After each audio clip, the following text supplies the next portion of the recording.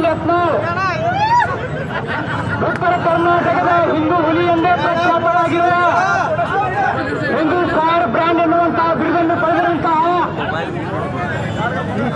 ನಮ್ಮ ನಿಮ್ಮೆಲ್ಲರ ನೆಚ್ಚಿನ ನಾಯಕರು ವಿಜಯಪುರದ ಸನ್ಮಾನ್ಯ ಶಾಸಕರಾದಂತಹ ಬಸನಗೌಡ ಪಾಟೀಲ್ ಯತ್ನಾಳ್ ಅವರನ್ನು ಬಿಜೆಪಿಯಿಂದ ಏನು ಉಚ್ಚಾಟನೆಯನ್ನು ಮಾಡಿದ್ದಾರೆ ಆ ಉಚ್ಚಾಟನೆ ಆದೇಶವನ್ನು ಹಿಂಪಡೆಯಬೇಕು.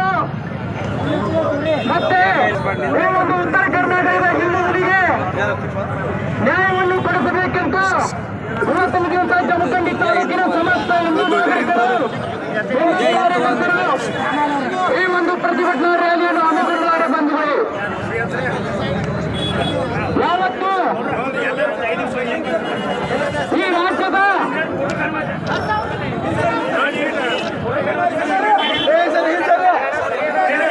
ಹಿಂದೂಗಳ ಪರವಾಗಿ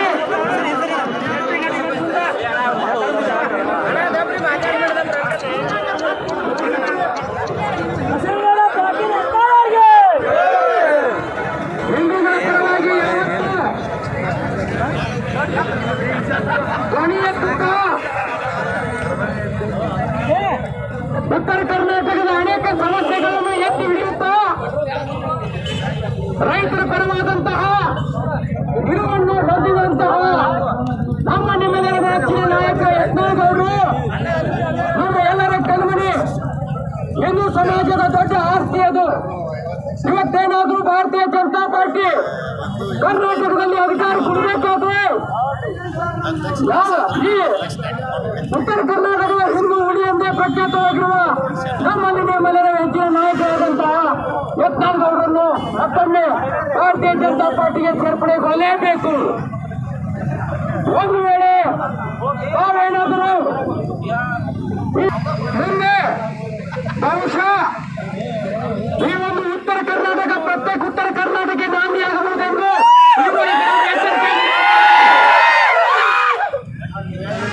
ಪದೇ ಪದೇ ಯಾರು ಹಿಂದುತ್ವವಾಗಿ ಮಾತನಾಡುತ್ತಿದ್ದಾರೆ, ಉದಾಹರಣೆಗೆ ಅನಂತ್ ಕುಮಾರ್ ಹೆಗಡೆ ಆಗಿರ್ಬೋದು, ಈಶ್ವರಪ್ಪ ಆಗಿರ್ಬೋದು, ಪ್ರತಾಪ್ ಸಿಂಹ ಆಗಿರ್ಬೋದು, ಹೀಗೆ ಅನೇಕ ನಾಯಕರನ್ನು ಇವತ್ತು ಭಾರತೀಯ ಜನತಾ ಪಾರ್ಟಿ ಪಕ್ಷದಿಂದ ದೂರಿಡುವಂತಹ ಕೆಲಸ ನೀಚ ಕೆಲಸ ಮಾಡಿದೆ.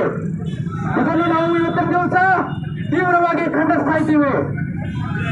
ಏನು ಯಾರು ಪಕ್ಷದಲ್ಲಿ ಭ್ರಷ್ಟಾಚಾರದ ಬಗ್ಗೆ ಮಾತನಾಡ್ತಾರೆ, ಕುಟುಂಬ ರಾಜಕಾರಣದ ಬಗ್ಗೆ ಮಾತನಾಡ್ತಾರೆ, ಅಂತವರನ್ನು ತಿಳಿಯುವಂತಹ ಕೆಲಸ ಭಾರತೀಯ ಜನತಾ ಪಾರ್ಟಿಯಲ್ಲಿ ಆಗ್ತಾ ಇದೆ. ಇದು ನಿಲ್ಲಬೇಕು.